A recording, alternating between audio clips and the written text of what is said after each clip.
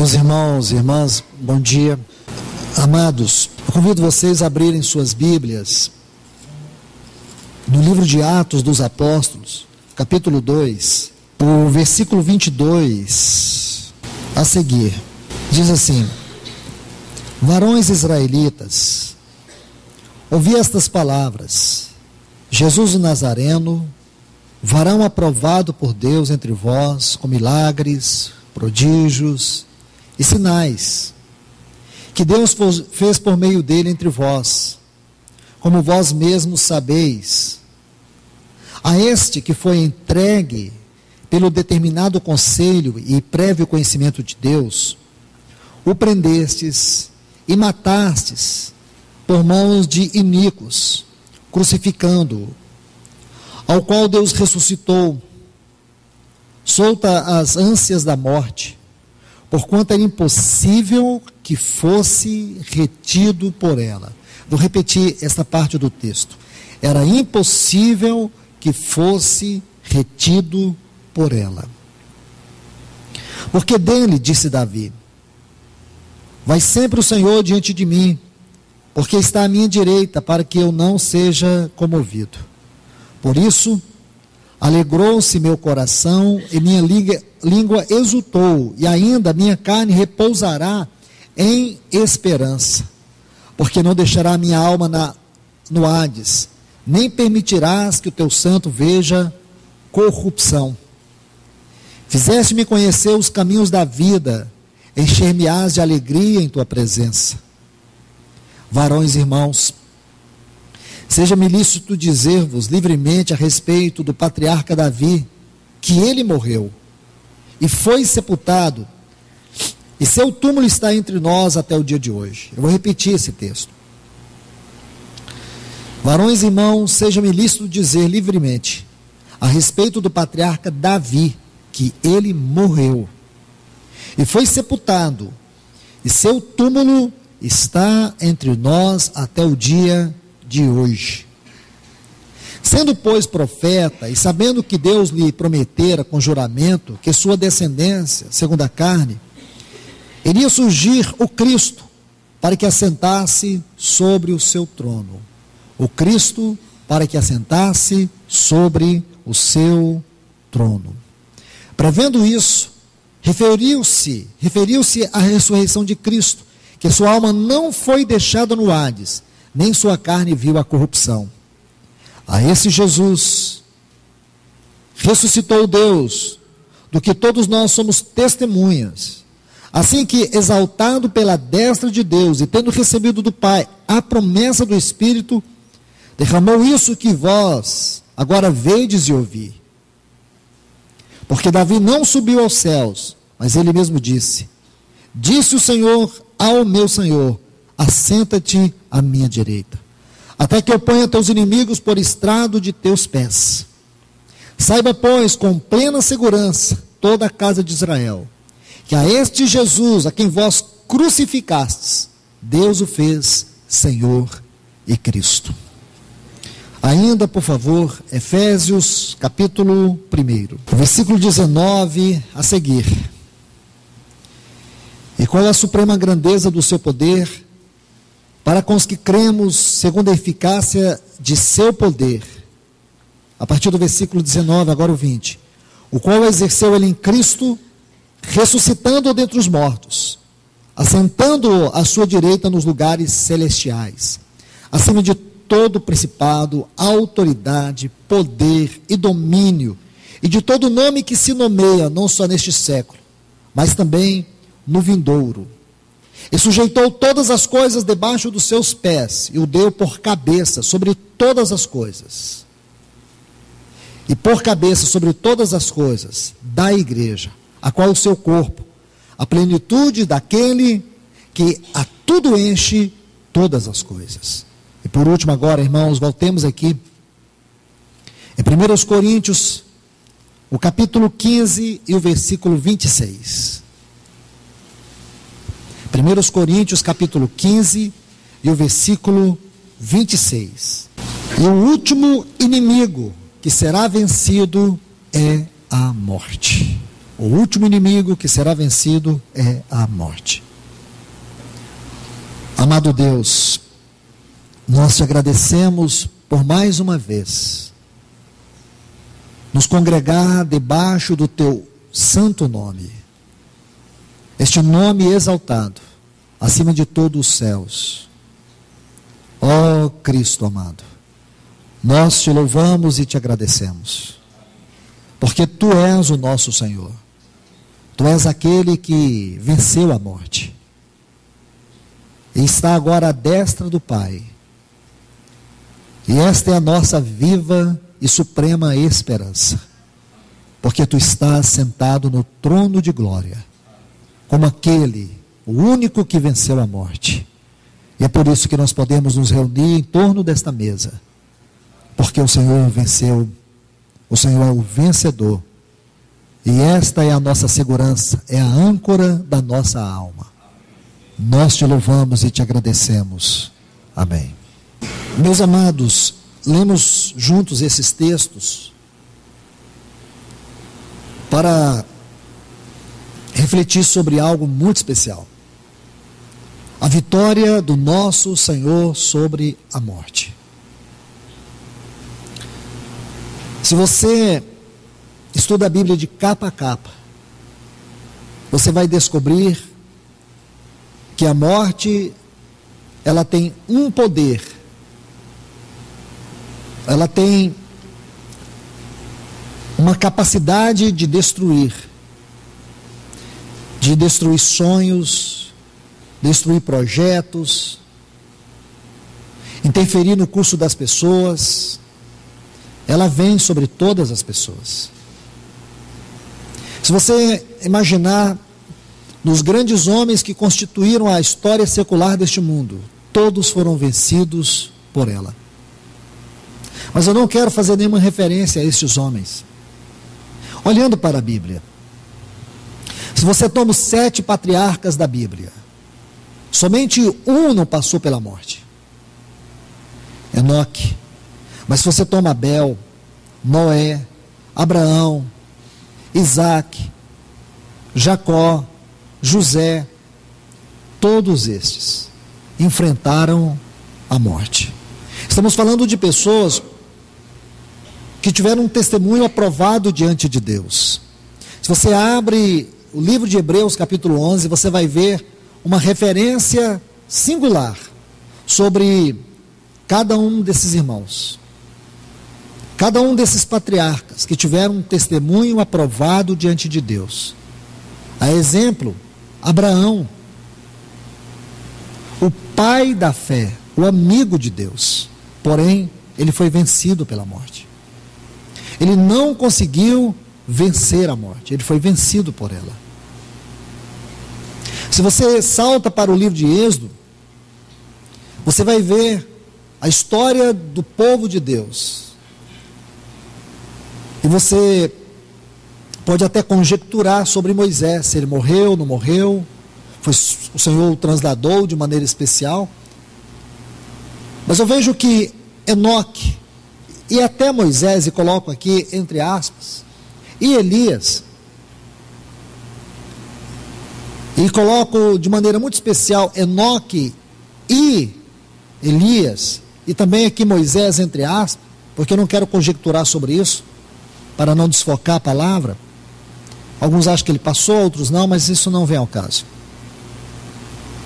O certo é que estes homens, Enoque e Elias, e até Moisés, como alguns podem imaginar, eles não passaram pela morte, como os outros passaram.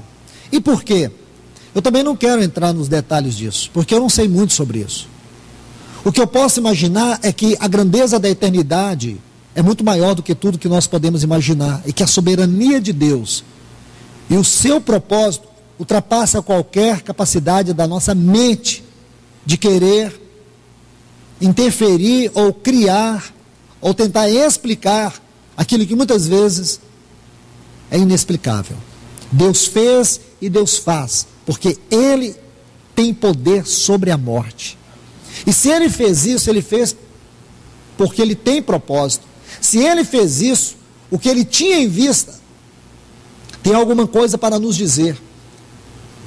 Que há uma geração de pessoas que, da mesma forma que Enoque, e da mesma forma que Elias, eles serão transladados, eles serão tomados para Deus, porque essa é uma promessa que nós temos no Novo Testamento. Então eu creio que esse é o caminho para interpretar sobre esses dois episódios: andar com Deus e guardar o testemunho da profecia, testemunho da palavra. Andar com Deus como Enoque, servir a Deus como Moisés, e seriedade com a palavra como Elias, fidelidade na palavra. 3 pontos para aqueles que não vão ser condenados da morte e não vão ser retidos por ela, mesmo tendo alguns que vão passar, outros não irão passar. Há uma geração, como a geração que tem sua sombra em Enoque, tem sua sombra em Elias. Podemos ver nessas duas figuras, duas tipologias, que apontam para o arrebatamento, para a vinda do nosso Senhor Jesus, quando o nosso corpo corruptível será revestido da incorruptibilidade, como está em 1 Coríntios 15 e 1 Tessalonicenses capítulo 4. Então nós sabemos muito bem, meus irmãos, 1 Coríntios 15, do versículo 50 a 57, e 1 Tessalonicenses capítulo 4, do versículo 13 até o versículo 17. Nós sabemos muito bem que esses capítulos falam de uma geração que, assim como Enoque, assim como Elias, eles também serão arrebatados, eles serão transladados, eles serão tomados para Deus. E eu creio que isto é algo que o Senhor deseja nos falar. Exceto este ponto, podemos seguir na Bíblia e ver o poder da morte, passando por cada geração, por cada homem, por cada mulher, mulheres piedosas, mulheres que serviam a Deus, como Ruth, como Noemi, como Débora, e tantas outras que você encontra no Velho Testamento, como Ana, uma mulher de oração, piedosa, mas ela não venceu a morte. Reis, como Davi, citado no capítulo 2 de Atos, que nós acabamos de ver, o seu túmulo estava lá. Todos conheciam o túmulo de Davi, porque ele não venceu a morte. Pensa em Josafá, um rei que amava o Senhor. Ezequias, tantos reis que verdadeiramente amavam o Senhor, porém eles foram aniquilados pela morte, eles foram vencidos pela morte. E os profetas? O que dizer de Isaías, Jeremias, Ezequiel, Daniel?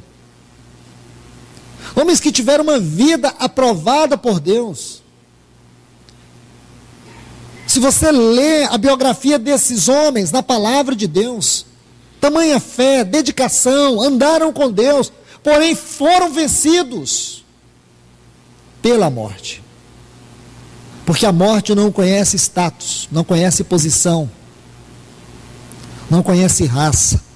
Ela passa por cima de tudo, ela destrói a todos, ela mata a todos. E a morte é o salário do pecado. Desde que Adão pecou, a morte passou a exercer domínio sobre a raça humana. A morte se tornou um império. E assim, todos passaram a estar debaixo da morte. Todos passaram a estar condenados à morte, porque ninguém poderia vencer a morte. Só havia uma única possibilidade da morte ser vencida por um homem que não fosse capturado pelo pecado. Somente se houvesse um homem na terra que vencesse o pecado, porque o salário do pecado é a morte. Todos pecaram, foram separados da glória de Deus. Morte fala de separação de Deus. Então aqui nós podemos ver nestes textos que houve um homem e ele foi o varão aprovado por Deus. Nele não havia pecado. Todos os homens temiam e temem a morte. Quem aqui não teme a morte? Todos. Todos. A minha esperança é que ao final desta mensagem você tenha uma perspectiva diferente sobre a morte. Porque o nosso Senhor Jesus, sendo eterno, Ele é o autor da vida. Toda vida procede dele e é para ele. Sem ele, nada do que foi feito existe. Sem ele, nós não temos como explicar a vida. Nós não temos como explicar nada, porque ele é a razão, é a causa de todas as coisas. Aí Paulo tenta explicar o inexplicável. E só por revelação, e não por conhecimento, temos a liberdade de tocar nisso. Paulo escreve uma tremenda declaração em Filipenses capítulo 2. Diz assim, que ele subsistindo, isto é, existindo em si e de si mesmo como Deus. Isto é, ele coexistia eternamente com Deus, porque ele é Deus. Deus não conhece limites. Deus não conhece o fim de todas as coisas. Porque tudo para Deus e em Deus é infinito. Deus não tem limites. Ele é eterno. Ele não pode ser limitado por nada e por ninguém. Ele é o único ser livre que existe no universo. Toda liberdade tem nele o seu significado. Ele, existindo em forma de Deus, ele não tomou como prerrogativa isto, ele não usurpou. Antes, a si mesmo, ele se esvaziou. Aí vem uma palavra importante, assumindo a forma de servo. Porque foi isso que o nosso Senhor se tornou, servo, o menor de todos os homens. A palavra servo identifica o menor de todos os homens, significa o menor de todos os homens. Ele tomou o lugar do servo, o servo sofredor. Ele não se agarrou às suas insígnias eternas, pelo contrário, ele se esvaziou delas. Paulo diz isso, grande é o mistério da piedade. Grande é esse mistério, como Deus se fez carne. Como ele poderia ser 100% Deus e 100% homem? Como ele poderia morrer se ele é eterno? Isso é um mistério, irmãos. Ninguém pode explicar isso. O que sabemos é que foi possível com o Filho de Deus. E só teria significado se ele, como homem, não como Deus, mas como homem, não provasse o pecado. Mas a questão não foi essa, irmãos, é que ele foi tentado em todas as coisas, a nossa semelhança.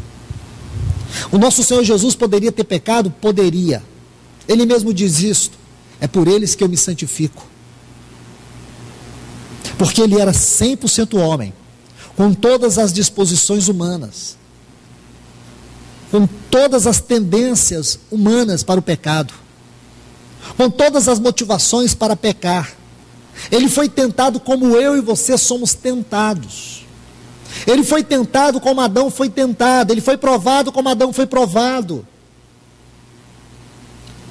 As tentações dele foram muito mais agudas do que as tentações de Adão.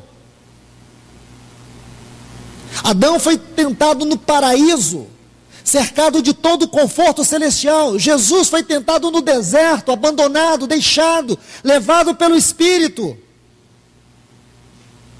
As tentações de Cristo foram muito mais agudas, muito mais intensas. E ele venceu todas. Todas. Ele era Deus, mas era homem. homem-deus. E nele o peso era muito maior. Muito maior. Porque sua vida teria que ser uma vida de completa renúncia, de uma perfeita dedicação. Sua missão não era uma missão qualquer. Ele teve a missão de criador e ele correspondeu 100%, ele criou todas as coisas. Agora a sua missão de salvador era maior do que a sua missão de criador. Porque essa missão lhe daria outras missões, como por exemplo, a de sumo sacerdote à destra do trono de Deus, a de Cristo e Senhor da igreja, como cabeça da igreja, a sua missão de cabeça da igreja, sua missão de Cristo, o sumo sacerdote. Então, sua responsabilidade era muito grande, porque sua vida deveria ser de total perfeição, e seu sacrifício deveria ser tal, que a justiça de Deus não poderia reivindicar mais nada. A justiça de Deus deveria encontrar nele toda a plena satisfação. Mas para que isso fosse possível, ele não teria que cometer nenhum pecado. Por quê? Porque ele teria que, como homem, assim como foi Adão, ele teria que vencer tudo aquilo que derrotou Adão. Adão fracassou e ele carregou consigo toda a raça humana. Cristo não poderia fracassar porque ele deveria resgatar toda a raça humana. A raça humana teria nele uma porta para os céus, uma porta para a redenção. Então o que acontece? Nosso Senhor vem. Ele tinha uma determinação tão grande, irmãos. Algumas vezes nós vemos ele na sua humanidade tão latente. Você vê nesse texto que eu citei, em João 17, você vê em Hebreus capítulo 4, quando fala que ele foi tentado em todas as coisas, porém sem pecado. Todas as suas provações, como está no capítulo 2 de Hebreus. Sabemos que o nosso Senhor, ele enfrentou tudo que é possível o homem enfrentar nos dias da sua carne. Nosso Senhor enfrentou, mas teve uma hora, e ele chamava este momento de a hora. A hora. A hora da sua cruz. A hora que ele teria que enfrentar o seu maior inimigo, a morte. Porque ali ele teria que entrar sem pecado. Ele teria que estar diante dela sem pecado.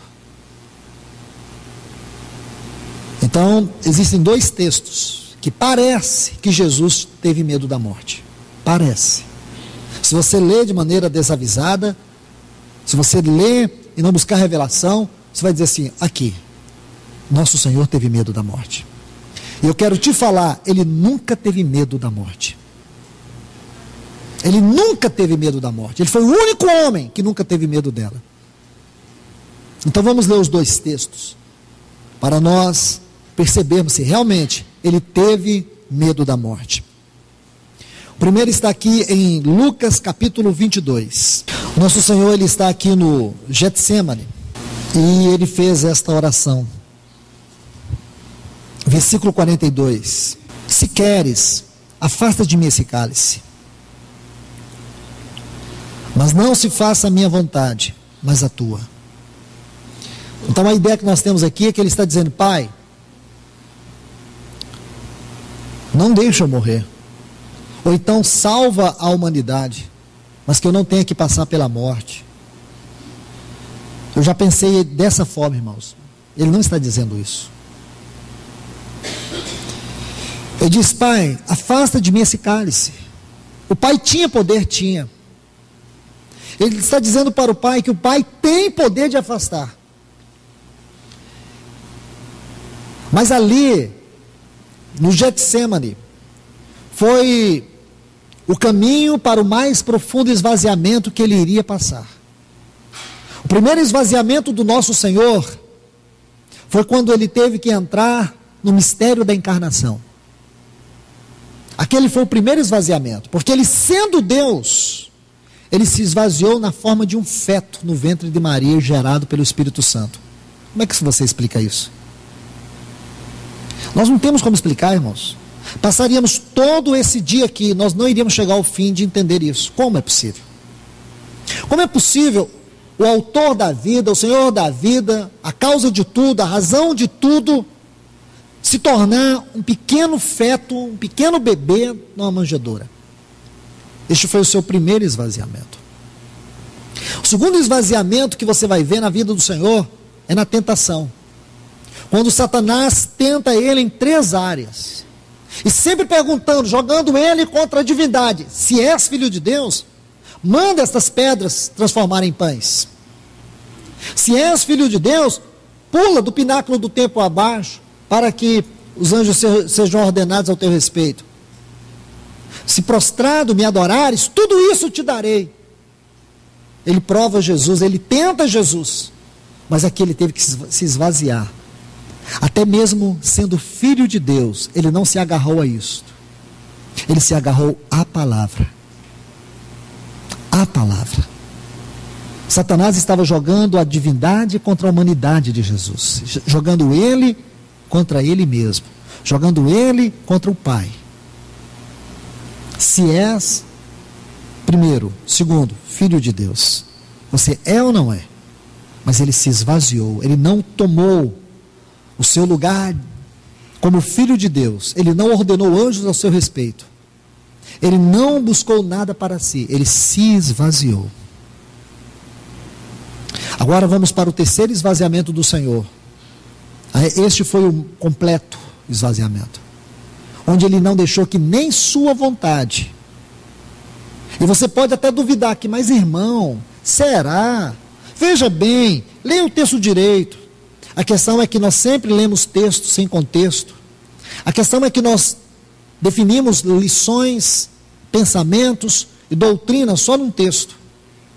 Pobreza espiritual não pode ser geradora de doutrina. A doutrina ela é gerada numa riqueza de textos e revelações bíblicas. Muito ensinamento é tirado de um capítulo só e depois fica forçando outros capítulos para poder tirar. Não faz isso, irmão. Uma doutrina ela tem que ter fundamentação no Antigo Testamento e tem que ser fundamentação clara, não é texto forçado. Segundo, qual é o respaldo no ensino de Cristo sobre essa doutrina? Jesus já falou sobre esse assunto? Não, ele nunca falou. Então por aí você não precisa nem seguir para ver o que os apóstolos possam falar sobre tal assunto. Muito cuidado, irmãos. Isso não é doutrina. Isso é heresia. As heresias é que nascem assim. Então veja, nosso Senhor não temeu a morte. A questão é que ele anulou a sua vontade. Ele está dizendo, Pai, tu podes. Tu podes. São 3 coisas que ele coloca aqui. Primeiro, Pai, tu podes me livrar desta hora. Segundo, eu anulo, não faça a minha vontade. Tem que ser só a tua. Até a vontade dele, porque ele foi como um cordeiro mudo, levado ao matadouro. Ele estava ali para morrer não somente por nós. Ele estava ali também para satisfazer a justiça de Deus e para remover a ira de Deus que estava sobre nós. Ele tinha um assunto para resolver diante do Pai. Ele tinha um assunto para resolver com o Pai. Ele não tinha um assunto apenas para resolver, ou um assunto para resolver diante de Satanás. A morte dele não era um assunto entre ele e Satanás. A morte dele era um assunto entre ele e o Pai. Então ele diz, Pai, só a tua vontade. Ele se submeteu completamente, se entregou totalmente à vontade do Pai. Aí ele diz, não a minha vontade, a tua vontade. Então tira da sua mente essa ideia, especialmente desse segundo ponto. Não faça a minha vontade, como se não fosse a vontade dele morrer. Era a vontade dele morrer. Mas deixe-me colocar alguns textos aqui para vocês. Não vamos ler muitos, mas o Evangelho de João, capítulo 10, onde o nosso Senhor, ele vai mostrar sua firme decisão. E lembra, Lucas 9,51, ele poderia ali, do Monte Hermon, ascender aos céus, mas ele tinha no seu rosto a intrépida resolução de ir para Jerusalém, de ir para o Gólgota. Uma intrépida, uma decisão firme. Então ele decidiu de maneira firme enfrentar a morte. Isso está em Lucas 9:51. Intrépida resolução. Ele não teve medo da morte. Por tudo que a morte é, por todo o seu poder, ele esvazia de todo o seu poder. Entende isso, irmãos? Ele esvaziou de todo o seu poder. Ele não se agarrou às suas insígnias eternas, dentre elas, a maior de todas, o Filho amado de Deus. Se ele pedisse ao Pai, o Pai faria. Porém, ele não pediu. Ele não pediu. Ele colocou sua obediência a tal ponto de dizer: Pai, nem a minha vontade, nem a minha vontade, que era de morrer, eu quero que ela esteja aqui, só a tua vontade, para que o Pai fosse totalmente, absolutamente satisfeito na morte do seu filho. Ele não buscou nenhuma prerrogativa para si. Ele se humilhou completamente, como está em Isaías capítulo 53. Ele foi esmagado totalmente. Ele não foi esmagado só na sua carne, ele foi esmagado até mesmo na sua vontade. Ele não deixou que ela sobressaísse. Sua vontade era uma com a vontade do Pai, mas nem sua vontade.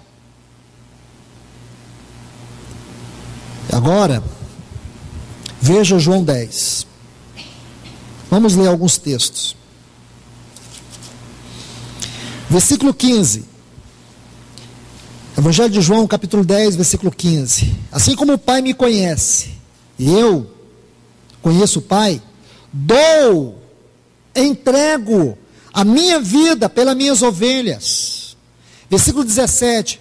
Por isso o Pai me ama, porque dou minha vida para torná-la a tomá-la. Versículo 18. Ninguém a tira de mim. A minha vida ninguém a tira de mim. Eu a dou de mim mesmo, e tenho poder para dá-la e poder para tomá-la. Esse mandamento recebi de meu Pai. Ele tinha medo da morte, irmãos? Não. Permita-me citar Marcos capítulo 9 e o versículo 31. Porque ele estava ensinando a seus discípulos e lhes dizia: o Filho do Homem será entregue à traição nas mãos dos homens, e o matarão, mas depois de 3 dias ele ressuscitará. Ele tinha medo da morte? Não, ele não tinha nenhum medo da morte. Ele enfrentou a morte com toda determinação. Ele enfrentou a morte com toda coragem. Ele não tinha medo da morte. Por mais que a morte tivesse tal poder, o nosso Senhor não tinha medo da morte. Em João 17:1 ele diz assim: Pai, é chegada a hora. Ele estava ali algumas horas. Possivelmente, no momento que o nosso Senhor estava orando, fosse por volta das 9, 10 horas da noite. Então, se referindo à hora da sua morte, ele diz: Pai, é chegada a hora. Era o momento dele desesperar? Claro, ele agonizou. É claro, irmãos, que no caminho ele caiu. Por quê? Porque ele ora intensamente. Ele ora como nunca ninguém foi capaz de orar. Ele ora como o nosso intercessor. Ele ora. Ele busca uma comunhão tão gloriosa com o Pai. Aquela comunhão foi tão intensa, porque ali ele estava ao ponto mais baixo do seu esvaziamento. Naquela hora, irmãos, Marcos chega a dizer que ele caía quando orava. Seu suor transformou-se em gotas de sangue. O pavor da morte o assombrava. Ali ele começou a enfrentar a morte como nenhum homem foi capaz de enfrentar. Ali ele teria que ser deixado pelo Pai. Ele chega a orar e diz: Deus meu, por que me desamparastes? Mas ele não correu da morte, ele não fugiu da morte.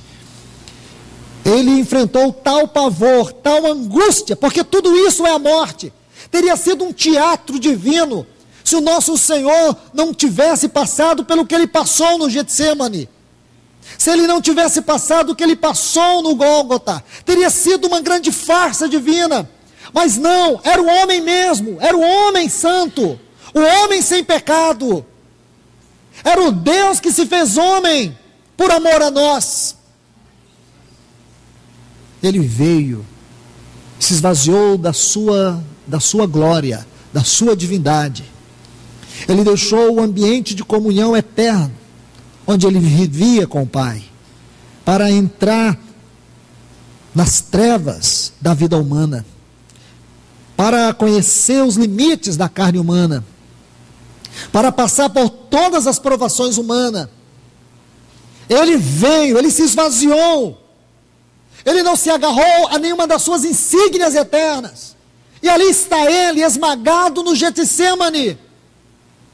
E quando vieram prendê-lo, aquela turba de homens vieram prendê-lo, os discípulos estavam ali, assombrados, assustados, e foi perguntado: a quem buscais? E os soldados disseram: a Jesus o Cristo. E ele disse: aqui estou. Ele não se escondeu de trás dos discípulos, ele se adiantou e disse: aqui estou.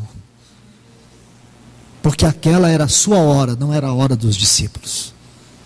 Os discípulos não conseguiram nem ficar com ele, irmãos, porque ninguém podia passar aquela hora, só ele. Ninguém podia enfrentar aquilo, só ele. Era a hora do abandono, do desprezo, da traição, tudo aquilo que representa o pecado, tudo aquilo que representa a carne humana. Naquelas horas, do Getsemane até a cruz, ele passou a experimentar uma intensidade que nenhuma carne suportaria. Ele sofreu como nenhum homem é capaz de sofrer. Então nós vamos para um outro texto, irmãos. E aqui eu coloco um pequeno parêntese. Geralmente, irmãos, eu não assisto nenhum filme sobre a história de Jesus. Nenhum filme. Esses filmes produzidos em Hollywood, ou mesmo produzidos por cristãos, é uma verdadeira aberração, uma verdadeira blasfêmia sobre a história do nosso Senhor. Eles mostram Jesus que nunca existiu. Eles mostram Jesus que nunca existiu. E gostar disso, irmãos, é aceitar a tolice, é aceitar a banalidade. Se você conhecer o Jesus da Bíblia, você abomina filmes que falam sobre a vida dele. Mostram Jesus com olhar leviano. Jesus, ele não tinha olhar leviano, ele não tinha uma palavra leviana, irmãos. Ele não tinha jeito comum. Ele era homem como eu e você, mas ele era um homem santo. Lembra quando os soldados foram prendê-lo em João 5? Não conseguiram prendê-lo, voltaram sem ele. Lhes foram perguntados: aonde está o homem? Eles disseram: nunca ouvimos ninguém falar como aquele homem, ou como este homem. Quando foram prendê-lo, eles perguntaram: aonde está Jesus chamado Cristo? Ele disse: sou eu. Eles caíram por terra. Ele olhava para as pessoas, o seu olhar falava. Ele olhava, e quando ele falava, sua voz entrava, penetrava. Ele tinha uma sabedoria que ninguém tinha. Ele tinha uma paciência que ninguém tinha. Ele tinha uma firmeza que ninguém tinha. Quando tinha de ser paciente, ele era paciente, amável. Mas quando ele tinha de ser firme, como muitas vezes ele foi, ele era firme. E a sua voz esmagava o coração. Este é o Mestre.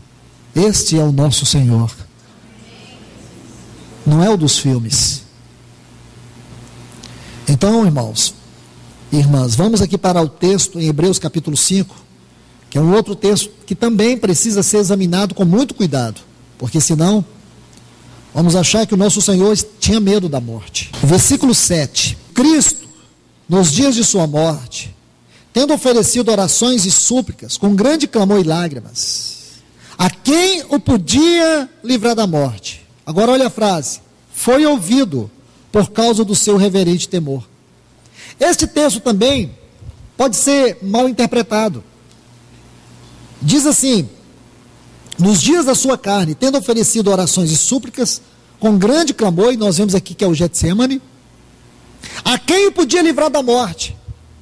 Então dá a ideia que Jesus estava orando para não morrer. Isso aqui concorda com o Getsemane, com aquele texto que diz: Pai, Lucas 22, 42, afasta de mim esse cálice, não seja feita a minha vontade. Então significa que ele estava orando isso mesmo: Pai, me livra da morte. Ele disse: não, é para essa hora que eu vim, é para essa hora que ele veio. Então, por que o nosso Senhor está pedindo aqui para o Pai o livrar da morte? Deixe-me contar para vocês. Você precisa conhecer todo o processo litúrgico da crucificação. A crucificação tinha uma liturgia, tinha um ritual. Um ritual. Sendo Jesus um judeu, ele teria que ser julgado por um tribunal romano, que era constituído do sumo sacerdote, o sinédrio. Mas para que ele fosse crucificado, a decisão vinha do sinédrio, ele teria que passar pelo tribunal romano. Mas coincidentemente, Herodes estava em Jerusalém e Pilatos o enviou para Herodes. Então ele foi julgado também por Herodes, pela mais alta corte romana. Era necessário? Não. Até quando Herodes soube que Jesus lhe estava sendo enviado, ele até achou interessante e disse: nossa, vou poder conhecê-lo, fazer umas perguntas, falar para ele fazer alguns milagres. Ele achou que podia brincar com Jesus. E depois que ele passa por Herodes, ele volta para Pilatos. 3 julgamentos. Nosso Senhor passa aqui por 3 julgamentos. Ninguém achou nele pecado, porque ele não tinha pecado. Todos esses tribunais foram montados às pressas, as testemunhas forjadas. Depois que ele passasse por todo o ritual, era Páscoa. Então o que Pilatos pensou? Eu vou livrá-lo da morte. Então Deus, naquela hora, se ele fosse ouvir a oração de Jesus, ele teria usado Pilatos. Pilatos disse consigo mesmo: eu vou tirar Barrabás, um criminoso, odiado pelo povo, e vou colocá-lo junto com Jesus, e vou perguntar para o povo: a quem devo crucificar? Trouxe Barrabás. E quando ele foi perguntado para a multidão a quem deveria soltar, o povo gritava: Barrabás. Porém a Cristo eles mandaram crucificar. Lembra? O texto inicial que lemos, Jesus foi entregue pelo conselho de Deus, ele não foi entregue por Pilatos, ele não foi entregue pelo sumo sacerdote, ele não foi entregue e condenado à cruz para satisfazer as justas leis romanas ou judias. Ele foi entregue por Deus. Foi Deus que o entregou, porque naquela hora, ele poderia ser livrado da morte pelo Pai. Então, irmãos, entenda isso, que foi o próprio Deus que moveu o coração daquele povo para gritar: crucifica-o. Deus não livrou da morte. Barrabás era um criminoso. Qual o crime de Jesus? Você quer pensar um pouco? Então eu vou te dar motivos para pensar. Mateus capítulo 21, Jesus entrando em Jerusalém. Como ele entrou em Jerusalém? Você se lembra? Montado no jumento, e a multidão fez um grande corredor, pegaram palmas e gritavam: Hosana, Hosana. Ele foi recebido assim como rei. E lá na cruz, aquela mesma multidão não conseguia gritar ele como rei. Eles conseguiam dizer: crucifica-o, crucifica-o, crucifica-o. Aí você entende que na verdade quem entregou seu filho para morrer foi o próprio Deus, não foram os judeus.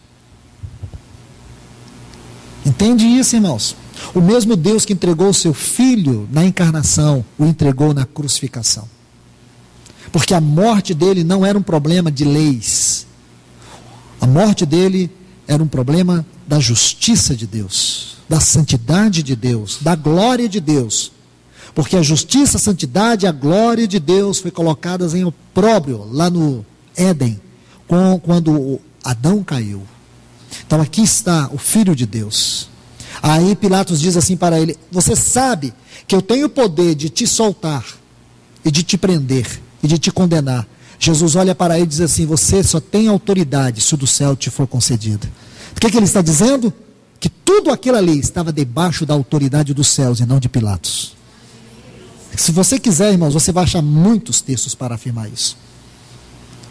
Pilatos achou que ele estava condenando Jesus. Ele disse para Jesus: eu tenho autoridade de te condenar e de te soltar. Nessa hora Jesus não podia ficar calado, e ele estava calado.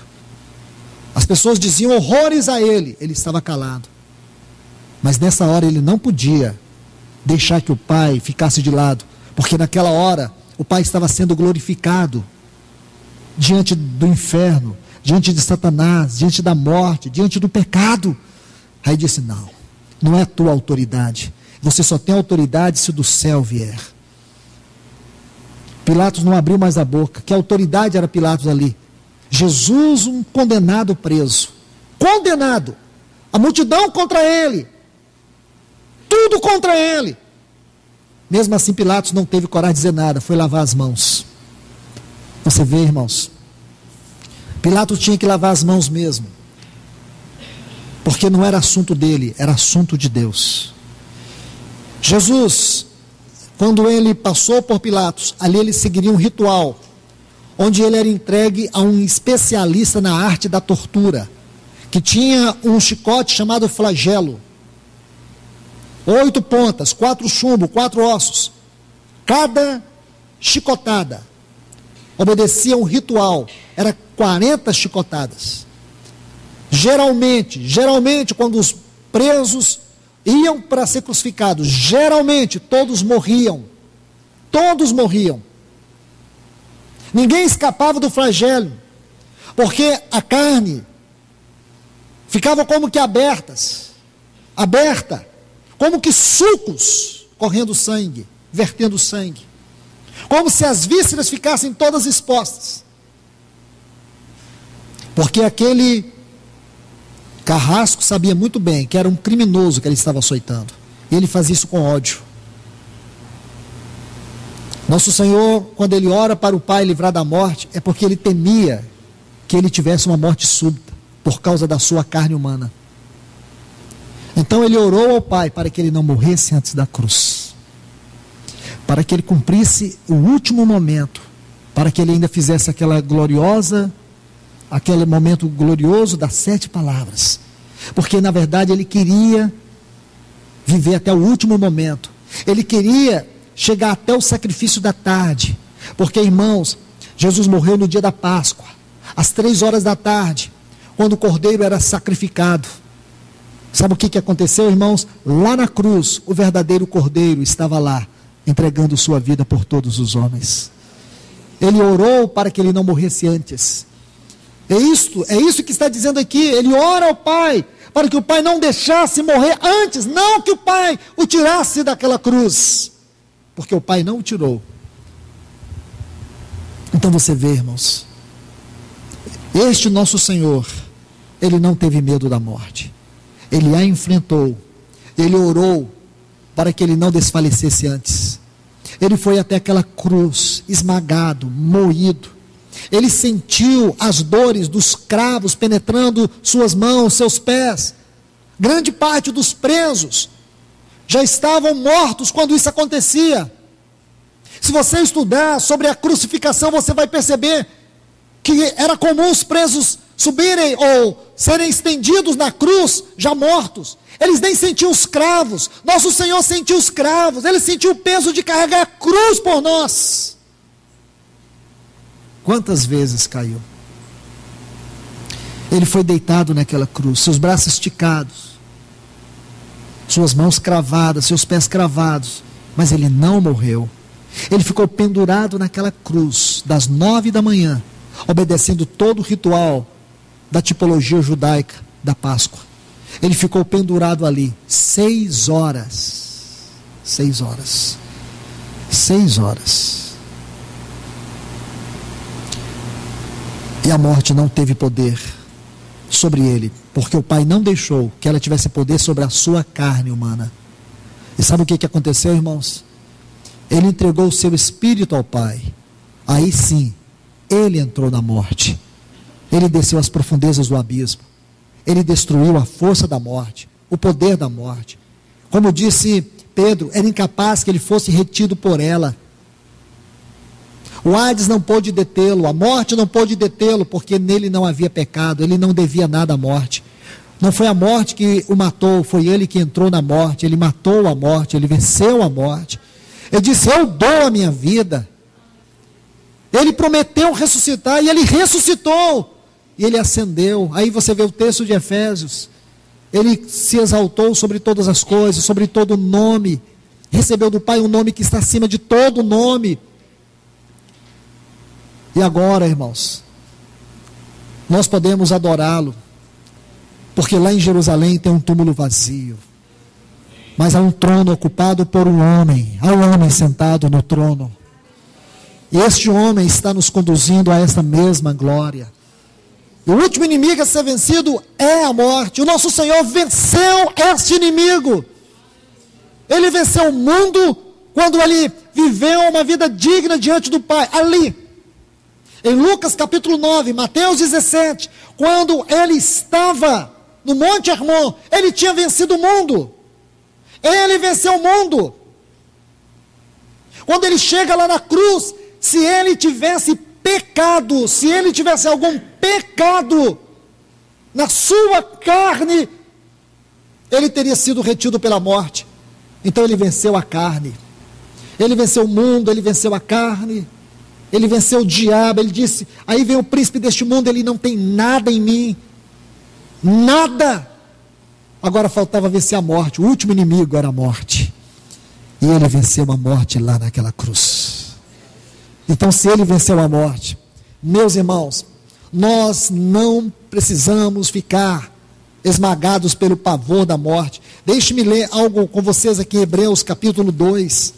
Não precisamos nos desesperar, porque nós temos uma viva esperança. Nós não temos esperança, nós temos uma viva esperança. Por que viva esperança? Porque ela penetra além do véu, ela penetra além da morte, ela passa do túmulo, ela passa deste mundo. Ela é uma viva esperança, porque é uma esperança eterna, é uma esperança singular. Hebreus capítulo 2, versículo 10. Porque convinha que aquele por cuja causa são todas as coisas, mediante quem todas as coisas existem, que em seu desígnio de ir levando muitos filhos à glória, aperfeiçoasse por meio do sofrimento o autor da salvação deles. Agora versículo 14 a seguir. Porque já que os filhos têm em comum uma carne e um sangue, ele também participou como nós, carne e sangue, igualmente, do mesmo. Está vendo aí? Para que por meio dele destruísse o poder daquele que tinha o império da morte, isto é, o diabo, e livrar todos que, pelo medo da morte, império da morte, medo da morte, estavam durante toda a vida sujeitos à escravidão, porque certamente não veio em auxílio dos anjos, mas veio em auxílio da descendência de Abraão. Por isso convinha que em tudo fosse semelhante a seus irmãos, para ser misericordioso e fiel sumo sacerdote, no que se refere a Deus, a fim de fazer propiciação pelos pecados do povo. Então ele destruiu o império da morte. Ele livrou todos que pelo medo da morte estavam sujeitos à escravidão. Então, irmãos, nós não estamos mais sujeitos à escravidão. Nós não precisamos mais temer a morte, porque Jesus venceu a morte. Ele ressuscitou. E hoje nós podemos nos alegrar diante desta mesa, cantar o seu nome, alegrar diante dele com o nosso coração de adoração. Graças ao nosso Senhor. Bendito é o nosso Senhor. Oremos. Pai, no nome de Jesus, nós te agradecemos, Senhor, nós te bendizemos, Bendito para sempre e eternamente é o teu nome. Que alegria, Senhor. Que acontecimento é esse? O Senhor ressuscitou. O Senhor venceu a morte. Não há motivo para nós estarmos aqui tristes. Não há motivo para estarmos aqui desanimados. Não há motivo, Senhor. Nesta manhã só há motivos para nós derramar toda a nossa alegria em adoração. Vem, Espírito Santo, e abre os nossos olhos. Abra o nosso coração, para que nós cantemos a este homem, a este Deus que está sentado no trono. A Ti seja a glória, a Ti seja todo o louvor, Senhor Jesus. Nós Te louvamos, nós Te adoramos. Amém.